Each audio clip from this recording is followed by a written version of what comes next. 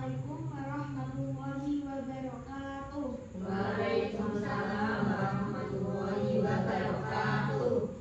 Alhamdulillahirabbil alamin wa bihi nasta'in wa ala umuri dunya waddin wassalatu wassalamu ala asyrofil anbiya'i wal mursalin sayyidina wa maulana Muhammadin wa ala alihi wa sahbihi ajmain. Amma ba'd. Alhamdulillah, pada kesempatan kali ini kita bisa bertemu dan berkumpul di tempat yang insya Allah penuh barokah ini dengan keadaan sehat walafiat. Dikauli lisan alhamdulillahirabbil alamin. Perkenalkan, nama saya Zara Salsabila Nurusna. Saya dari kelas 9A Tahasus MTS Mutaul Ulum. Di sini saya akan menjelaskan tentang bab wudu yang ada di kitab Fathul Qorib. Wudu secara bahasa adalah membasuh sebagian dari anggota tubuh, sedangkan secara istilah adalah nama basuhan beberapa anggota tubuh yang ditentukan dengan niat tertentu. Bismillahirrahmanirrahim. Qala musannifu rahimahullah wa nafa'ana bihi wa bi ulumihi fid dharain. Amin. Faslun fi fardhi wudu'i wa huwa bidamma wa'i fil ajnabis min fi'li wa huwa muradu bina wa bifathil wawis muliman yatawadda'u bihi. Yang artinya, pasal ini menjelaskan fardu-fardunya wudu. Fardu wudu itu sama dengan wajibnya wudu. Lafaz al-wudu itu terbaca dengan huruf wawunya. Menurut pendapat itu adalah nama pekerjaannya, dan apabila wawu tersebut dibaca fathah, maka itu adalah nama barang yang digunakan untuk melakukan wudu. Maka bedanya harokat itu beda makna. Selanjutnya watas tamirul awalu ala furudi wa sunani wa dakarul musannatul furudu fi qadrihi wa furudul wudu'i sittani ayam. Selanjutnya yaitu lafaz yang pertama al-wudu itu mencakup beberapa fardu dan beberapa kesunahan. Di sini musonef menyebutkan fardu-fardunya wudu itu ada 6 perkara. Yang pertama, ahaduna an-niyatu wa haqiqatuha syar'an qasdul syai' muqtarana bi fi'lihi fa in daroha anhu summiya azman wa takunu an-niyatu inda wasli awwali juz'in minal wajhi al-muqtarana al-muqtarinatan bidalikal juz'i la bijami'i wa ta'bina qabdulu wala bina ba'dahu wa yanwiru mutawaddu'i inda muslama dakari raf'ah hadatin min asdarihi aw yanwi istibahata muftaqori ila wudu'i aw yanwi fardul wudu'i awil wudu' faqad awil pengamara anil hadasi wa islam yakun anil hadasi lam yahissa wa idha nawama ya'tadaru min hadihin niyati wa syarraka ma'ahu min yata tanabbuqi aw tadarrubi suhawdu'i. Yang artinya, yang pertama yaitu niat. Niat secara syarat yaitu menyengaja sesuatu bersamaan dengan melakukannya. Jika dilakukan lebih akhir, maka tidak disebut dengan niat, tetapi disebut dengan azm. Niat itu dilakukan saat membasuh awal bagian wajah. Maksudnya itu bersamaan. Jika dilakukan sebelum atau setelahnya, maka tidak disebut dengan niat. Apabila niatnya bersuci saja, maka wudunya itu tidak sah. Niat dalam konteks wudu itu ada 3, yaitu menghilangkan najis atau hadas, melakukan sesuatu yang harus suci, dan ingin melakukan sholat. Maka hukum tersebut itu sah.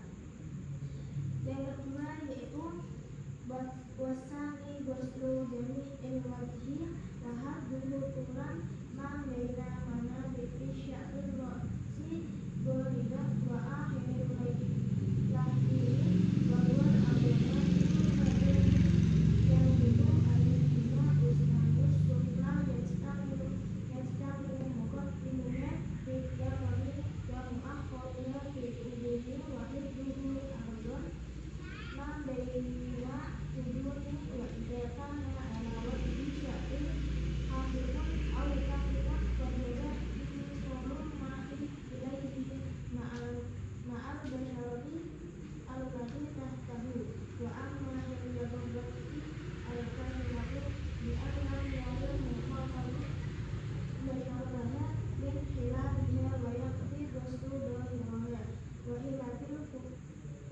khafifahi wa hiya ma yurad mukhatabu bisyarokaya wa tajibu isolul ma'i libasyariha wa bihalatul lihubatil imra'ati wa khunsa wa yajibu isolul ma'i libasyariha walau kasyifa wala buddha ma'a goslul wajhi min goslul juz'i min ar-ra'si wa raqabati wa ma tahta daqani.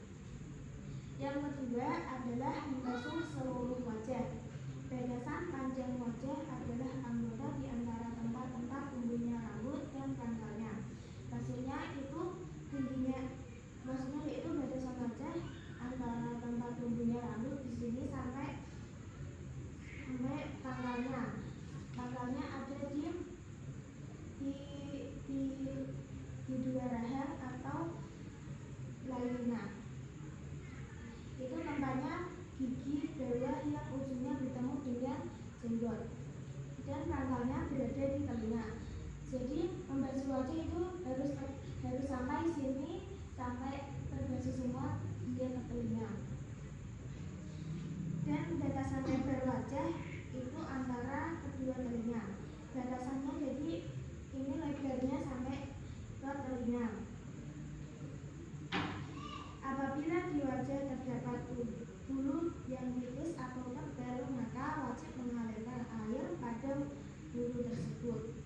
Sedangkan untuk jenggot laki-laki yang tebal, maka cukup dibasuh bagian luarnya saja. Apabila jenggotnya tipis, maka wajib dibasuh atau mengalirkan air sampai bagian kulit. Cara mengetahui jenggot tipis atau tebal. Apabila tebal, sekiranya orang yang diajak bicara tidak melihat kulitnya orang yang sedang berbicara. Sedangkan yang tipis itu orang yang diajak bicara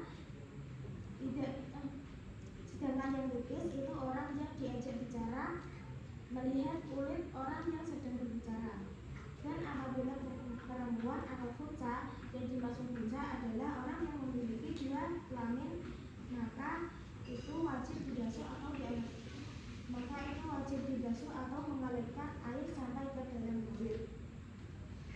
Yang ketiga yaitu wasalisu waslul yadaini ilal mirfaqaini fa in lam yakul lahu mirfaqani udari qad udma wa yajibu waslu ma alal yadaini min sya'ri wasil ati wa usbu'i zaidatin wa adhafira wa yajibu izalatu ma tahtaha min wahil wa syahi yamna'u wusulal ma'i. Yang artinya yang ketiga yaitu membasuh kedua tangan hingga siku-siku. Apabila seseorang tidak memiliki siku, maka dikira-kirakan saja bagian siku tersebut. Dan wajib membasuh perkara-perkara yang berada pada kedua tangan. Dan wajib menghilangkan perkara yang berada pada dalam kuku, yaitu kotoran yang dapat mencegah masuknya air. Yang keempat yaitu warrobi'u masyul birroshi bidakari au ukfa au masyul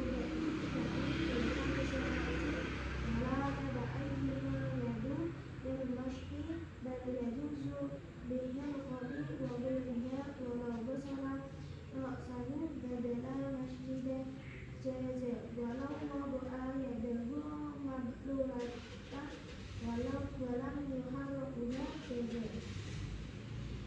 keempat yaitu mengusap sebagian kepala, baik laki-laki maupun perempuan.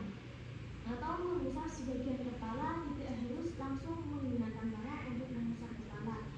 Bisa menggunakan kain atau sebagainya. Itu hukumnya boleh atau sah. Yang kelima yaitu berkonsum wastrul muslimin ilal ini ilal yakun mutawad bi'a la bisa lilkufaini wa insana la bisa lima wajibah alaihi mashhur kufaini au ghairul rajlaini wa yajibu ghusluma alaihima min sya'ri wasilati wa usba'i zaidatin kama sabaqa fil yadaini.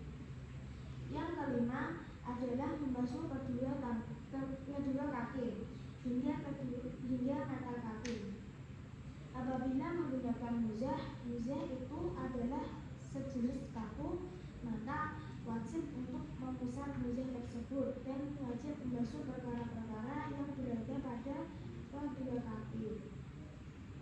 Yang keenam adalah wasa bisut tartibu fil wudu'i alama ayyul wajhi alladhi dalamnahu fi adal furubi walau nasyian tartiban lam yakfi walau gusala arba'atan a'bu'ahu dan atat wahidatan bihi au kafa'a hadathu wajhi faqat. Yang keenam yaitu tertib di dalam pelaksanaannya wudu. Apabila orang yang berwudu itu tidak melakukan tertib, maka wudunya tersebut tidak sah.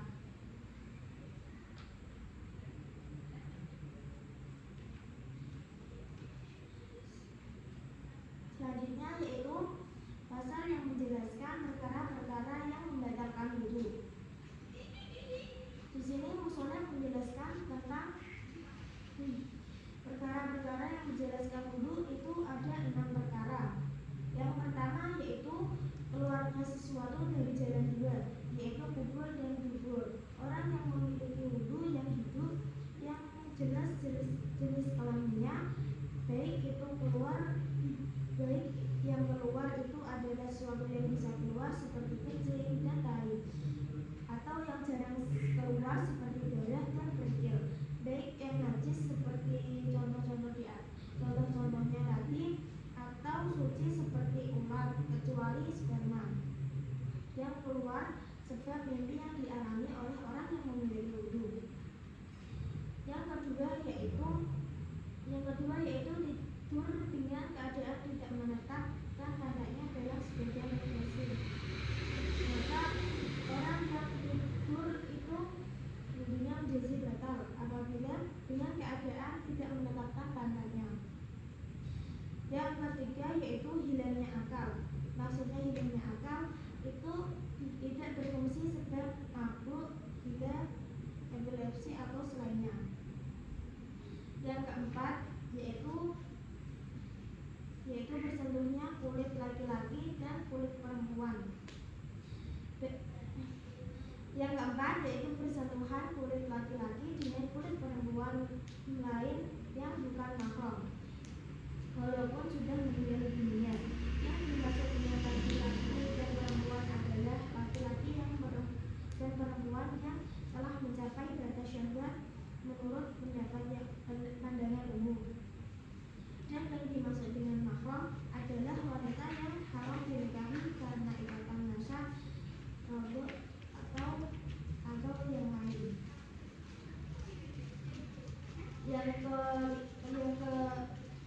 Yang kelima yaitu syarat membatalkan.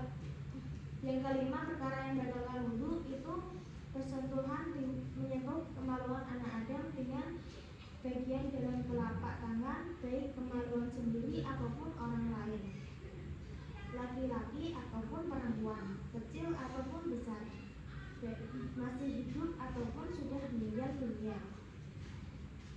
Yang keenam yang dimaksud dengan halqah adalah tempat bertemunya kedua kotoran, dan yang dimaksud dengan sebagian dengan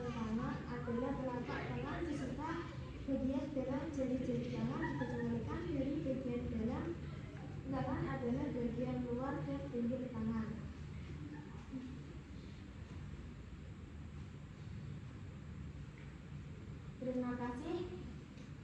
Maaf apabila ada kesalahan dalam tutur kata. Semoga bermanfaat. Wassalamualaikum warahmatullahi wabarakatuh.